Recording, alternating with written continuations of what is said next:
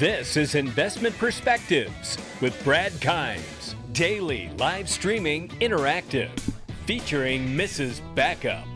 Subscribe, hit the notification, smash the likes. Now, here's Backup Brad Kimes. Come on in. What's happening, everybody out there in the XRP community? Thank you for coming back to Investment Perspectives. I'm Bradley Kimes. You can follow me at Backup Bradley right above me here. I wanted to take a second and make a video really quick because I want to have this conversation and I want to keep it going. I've talked about this notion, this idea many times on the channel, and it just feels like to me it's becoming more and more relevant all the time, especially now that we're in 2020 and we're off to such a bullish start with everything from regulation talk to more traditional firms moving into the digital asset space. So let's start here. So really the title of this stream is The Wild Wild West versus the Orwellian Approach. Government control, right? Most of you know that the co-host Cryptopolis is a Friday co-host on the show, and we dive into topics from everything from the repo market to the digital asset space, specifically in the XRP. He made a comment a couple months ago that was just really, I thought, very poignant, that you can't legislate what you can't define. I feel like that's the moment we're in. I feel like they have defined what the digital asset space is to a great degree, and we haven't found out what they've determined already. But I feel like this is the year that we will, possibly. So where I want to start is this. So with that being said, we've come from the Wild Wild West. We've seen the private networks and everybody operate however they want to in their own little world with their own little coin, or even exchanges. We know international regulations have come down from the FATF. We know that that is the largest countries on that panel throughout the world. The largest countries that have the biggest economies, I should say. We also know that the United States was the sitting president when they drafted those international guidelines for the digital asset space and the exchanges to be KYC, AML, CFT. By June of this year, right? In another 5 or 6 months. Okay, so understanding that, coming back to the comment that you can't legislate what you can't define, that's absolutely accurate. And here's the other thing. A definition alone about cryptocurrencies isn't enough. You have, I believe, you have to have a framework, right? And I've said this many times, or a bedrock that exists, a superhighway framework for all of these networks to at least touch or transact off of or through, in order to be able to truly define this space outside of just words. I believe there has to be an actual framework that's adopted in order to legitimize this space, and yet again bring in the regulation needed to further legitimize it on top of the framework that should be adopted.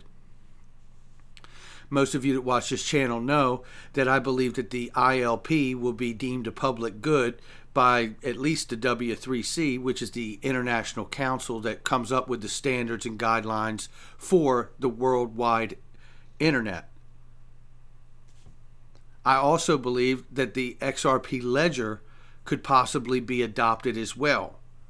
And domestically here in the States, I would look for an entity like FSOC, the Financial Stability Oversight Council, which is a regulatory arm from the U.S. Treasury Department.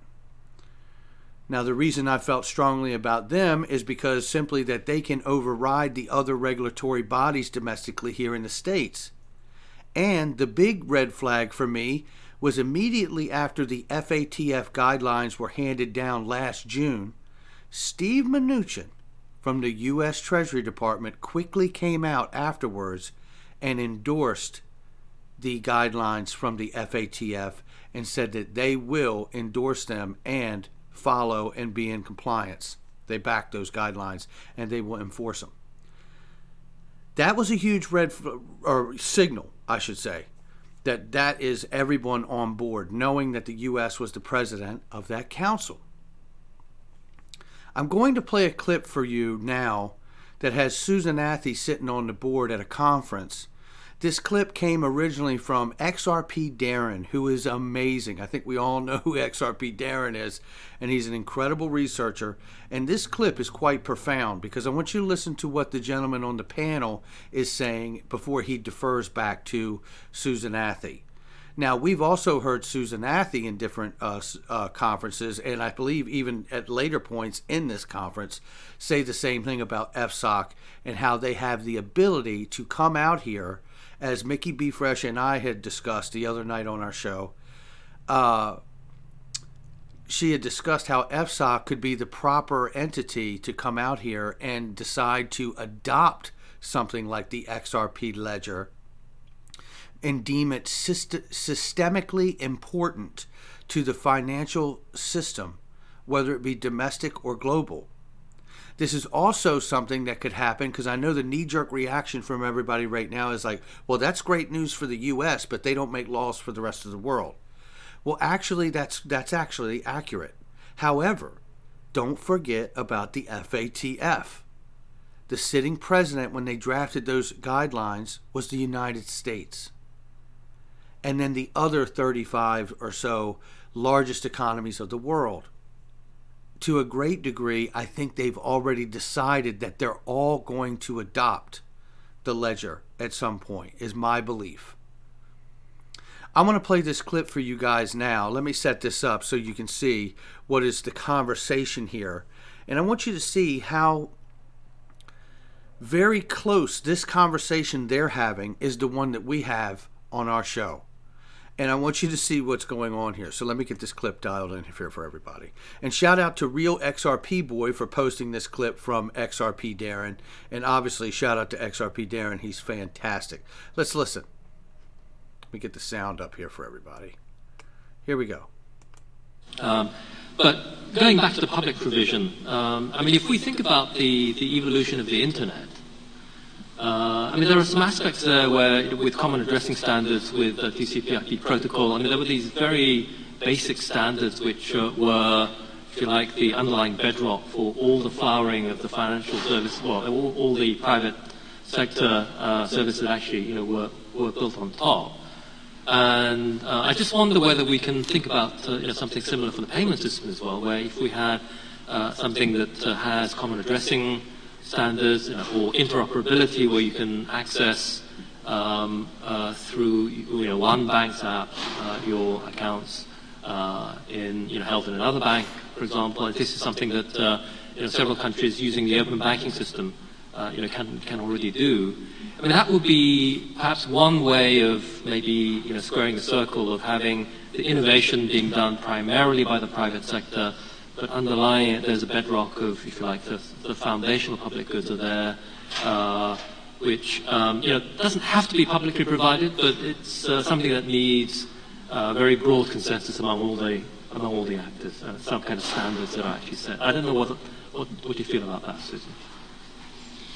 And right there, he defers back to Susan Athey, and she really reinforces that point that she sees something very close to that. I'm paraphrasing, but this is quite interesting to me, ladies and gentlemen, because this is the same conversations we're having here on this channel, and I think it's the right conversations to have.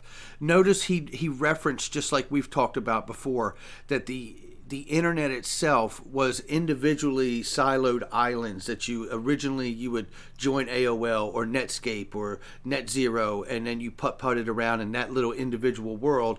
And along came TCP/IP, which allowed them to build the applications on top like HTTP, right? Which is what we currently have, the internet that we all use every day today. This is, I believe, what is about to happen to the digital asset space. They need some kind of bedrock, just as this gentleman has said, and we've said for a while now. I think we're getting very close in this coming year to possibly witnessing this moment take place. This, to me, is exciting because it says a couple things. One, we are witnessing the greatest financial paradigm shift in the history of mankind. Number two, when you think about the fact that we're witnessing possibly the greatest paradigm shift in the history of mankind, you have to think about what are the implications of that going forward? How is the world going to be affected from this? Right? What are the impacts going forward? Think about what the internet has done for the world. Look at all of the innovation that's taken place just because of the internet, just over the last 20 years of the internet, right? And it's been around longer than that, right? But just look over the last 20 years, right? And the developments that have happened, the things that have come from it, the innovations. The largest companies in the world are internet companies. Google, right? Computer companies, Microsoft. It's fascinating. I believe that this is about to take place with the Internet of Value that they're discussing here. I think this is one of the greatest times to be alive, let alone be an investor. And I couldn't be more excited about my investment and where things are going. All right, guys, I just wanted to make this video real quick to bring a light to this because I think this is the right place to be. Let's have the conversations that they're having because this is what's important. It tells me if we're talking about the things that they're talking about, we're having the right conversations. All right, guys, hit the like and subscribe. Leave a comment below. Let's keep this thing going, and I'll see you at the morning show. Take care, guys.